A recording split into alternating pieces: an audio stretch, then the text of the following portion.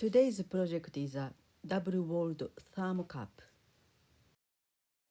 In Japan, we traditionally use a Yunomi cup to drink Japanese tea.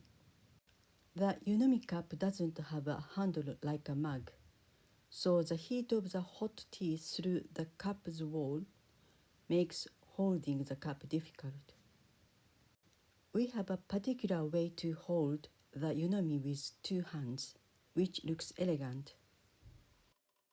However, today I'm going to skip this elegant tea drinking style and make a double-walled thermo cup. This way I can grab the cup immediately after pouring the tea and keep the heat longer. I use this cup every day and I love it.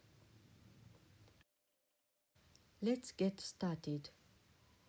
I'm using 700 grams of stoneware buff clay on a small throwing bat.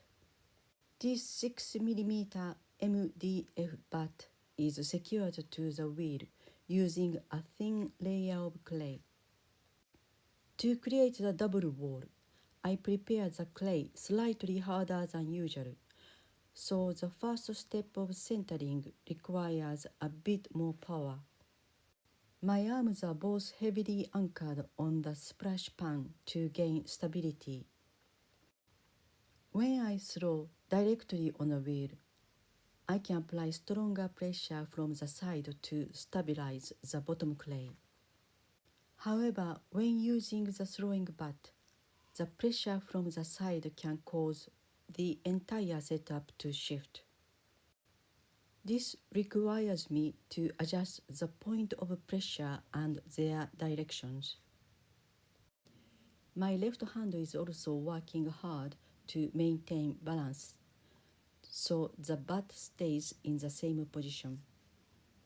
When the clay is softer, it's relatively simple to manage this slight adjustment in pressure direction. However, with harder clay, it requires more exertion.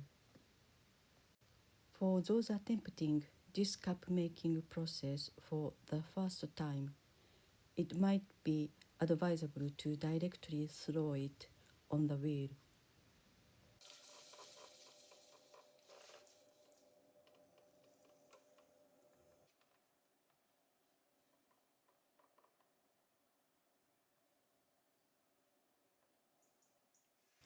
The diameter of the base is 10 cm, which matches the span of my palm plus one finger. Make a center hole with my right thumb.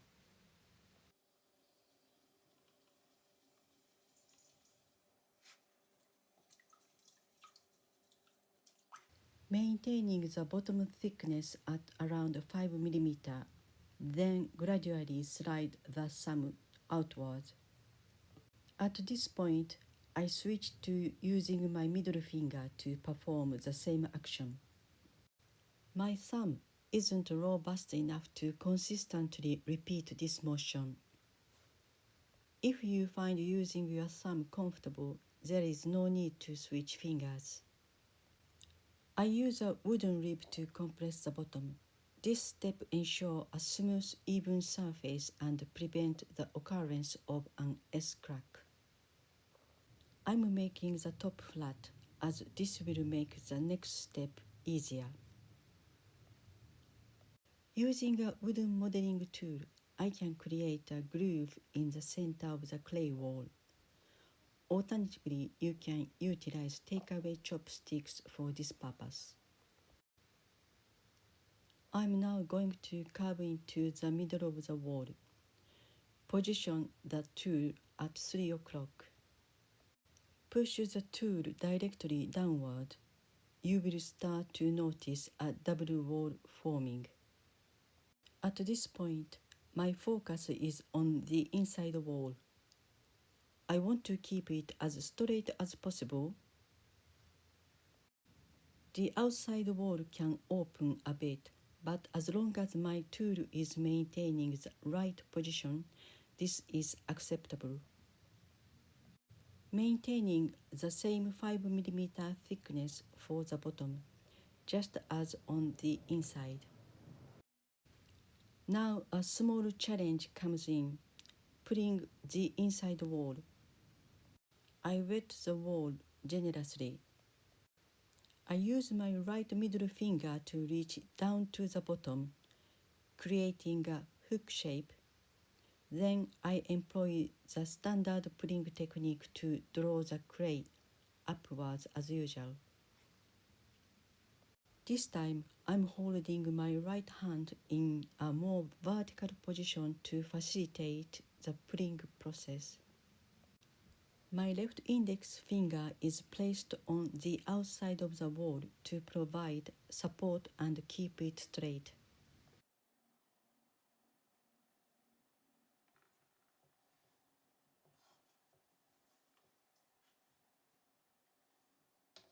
My small finger can't reach the bottom inside anymore, so I'm using this wooden tool instead. This essential tool is included in most starter packs, making it widely available. With this tool, I can also clean the interior wall. This action could be tricky at first, as wood can't feel the friction of clay and might drag and destroy the wall.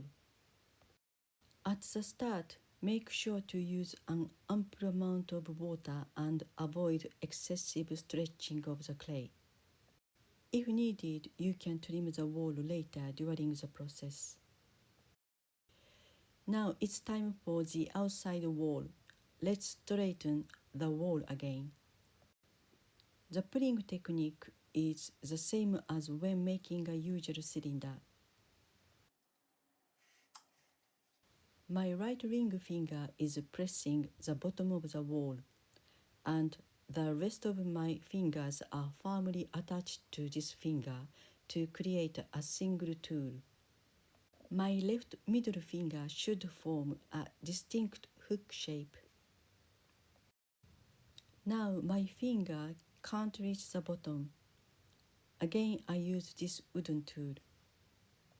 At the back of the cup, my left index finger presses the wall against the wooden tool. I'm also keeping an eye on the gap from the top. My goal is to create thin walls for a lightweight cup and minimize the need for trimming. However, at the beginning, becoming familiar with the technique is more important than achieving a specific weight. Remember, you can always trim both walls later to reduce weight. Now it's time to close the cup. At this point, paying close attention to the gap between the walls is essential. I aim to keep it at around 5 mm. To prevent a thin and weak edge, it's important to compress the rim. When I close the top, the gathered clay at the top starts to buckle. At this point, it's easy to panic and close it quickly, but taking a moment to pinch the top part from both sides will smooth it out.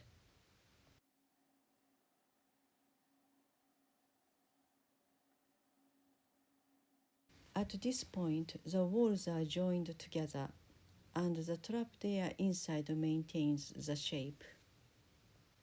Finishing the top follows the same process as with a regular cup. I compress the edge from 3 directions to create a strong edge and then use chamois leather to achieve a smooth finish. Now I can increase the internal capacity. The trapped air inside prevents excessive expansion. Still, I can achieve a substantial capacity. Using this wooden tool, I gently compress the internal corner and the bottom. This subtle edge forms a well-round corner that prevents excessive glaze accumulation. Too much glaze in the corner can sometimes lead to crawling issue. trimming the bottom to create a clean circular shape. This makes centering the cup on a wheel much easier.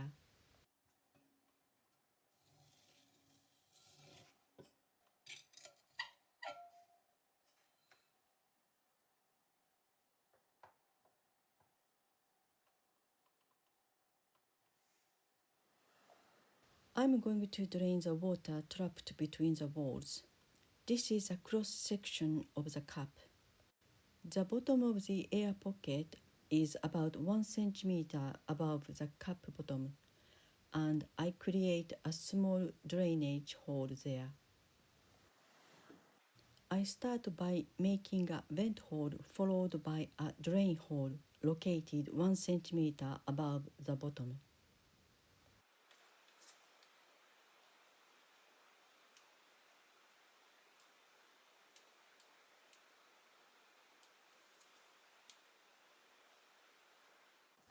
Afterwards, I tilt the cup to ensure that all the water flows out through the drain hole.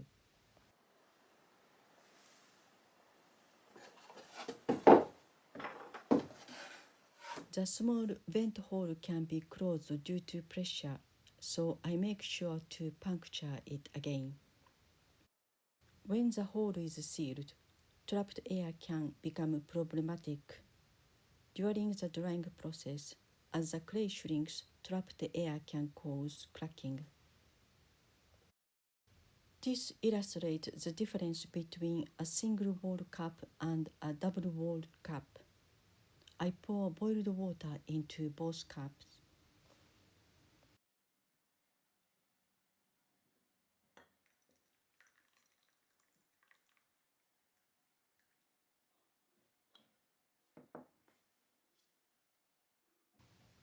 The single-walled cup is too hot to pick it up.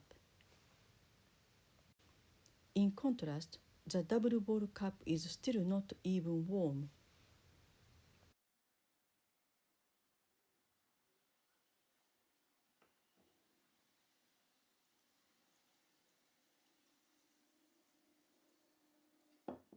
In Japan, we hold the cup like this. Since it's still hot, I need to wait until I can hold it comfortably. A sign that the drink is a good temperature to drink.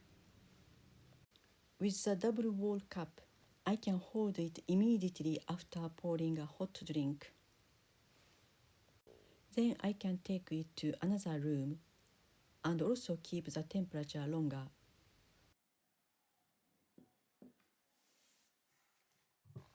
The trimming process is quite straightforward.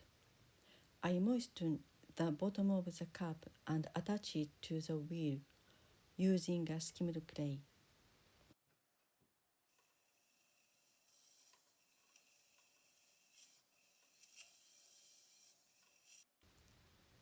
Then I lightly trim the inside.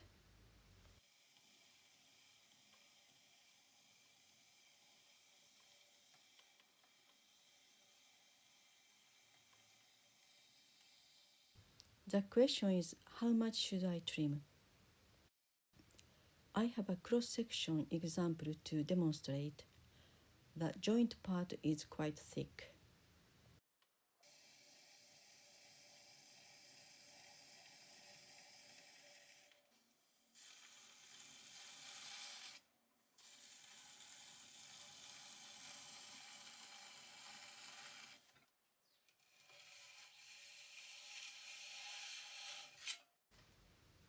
Trimming the concealed footring.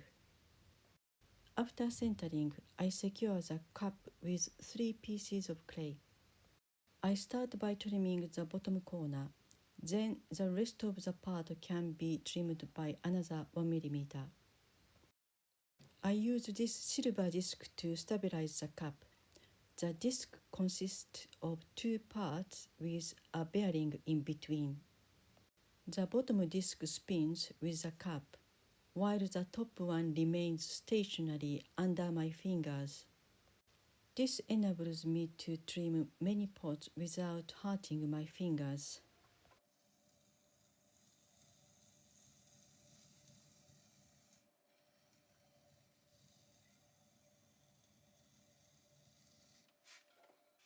Next, I create a concealed footring.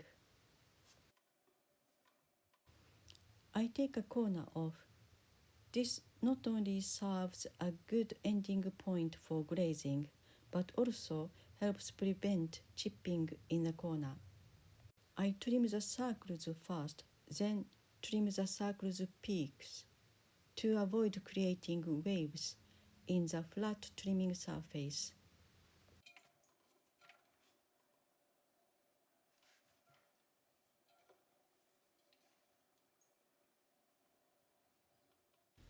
After the trimming, please don't forget to make vent holes for the trapped air. Original vent holes are closed while trimming. This is very important.